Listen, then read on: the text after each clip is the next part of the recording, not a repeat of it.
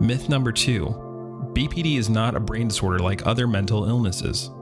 Fact: BPD is caused by a malfunction in the emotion processing centers of the brain. There's been a lot of neurobiologic research into BPD in the past several years.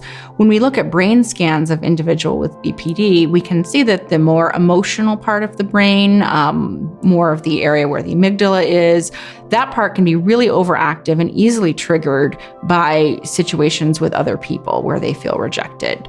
In contrast, the frontal part of the brain, the prefrontal cortex, which we really think of as more of like the brakes on the system, that part can be underactive in social settings. So you have an imbalance between the really intense emotional part of the brain and the more controlled frontal part of the brain. And when that balance is off, that's when we start to see the dysregulation and then the concerning behaviors that can be characteristic of BPD, such as suicidal thinking and self-harm.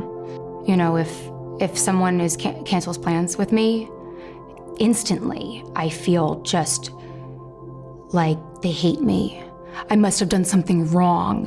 What's wrong with me that they don't want to be with me? And it's not that at all.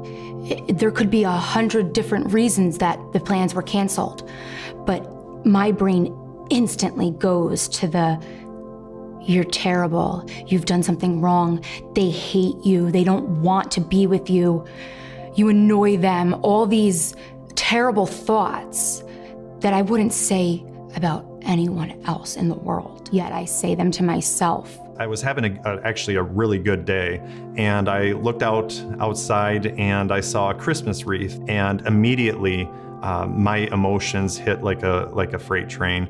And what happened, and after thinking about it later on, I could kind of connect those dots. What happened was my first thought was about Christmas and my children, and how mental illness has impacted my relationship with my kids, and it's been extremely difficult. So I went from being content and happy and at peace to having suicidal ideation in no time.